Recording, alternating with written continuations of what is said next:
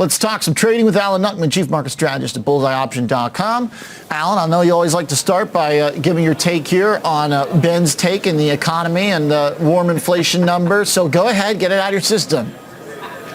I'll try, but you got to like what you're seeing. I like it for sure. And I mean, look at it. Earnings are coming in better than they expected.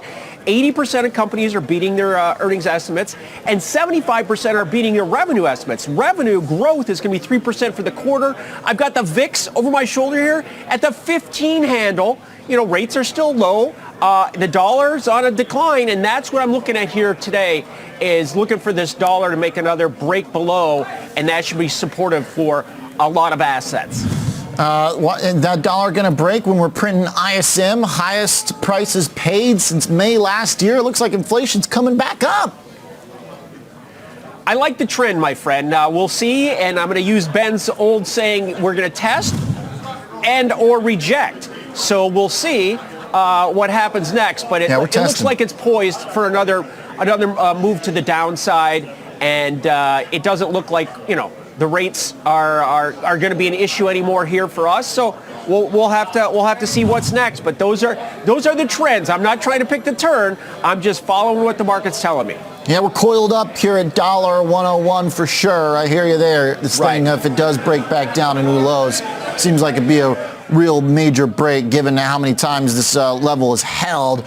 So we'll see. A good one to keep on our radar. Alan, you're thinking about mining this morning. Miner 49er. What are you mining for? Gold? Silver? Well, I'm looking at gold. This is a two-time profit play. If you remember, we looked at this back in October.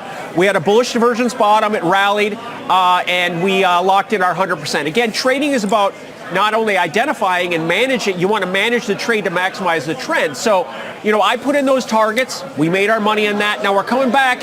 It set itself up again. If you look at NEM, it's trading around 47.50 right now. It's 20% off the January high, and it's 45% off the 2022 top. So we're really in a big range between 40 and 60. A move above that 50 midpoint should send a pop to the range top, and I love the risk reward where we stand right now. Okay. So the potential for gold and the miners to pick up and follow, buying in the money call, you're looking for this to break out above the year-to-date high. Well, I mean, that's the objective. What I'm doing is an in-the-money option, July 42.50 call. Again, the low's down near 40. That's $5 in the money. It's trading for about 6 right now. It's got plenty of time. It's got 3 months of time.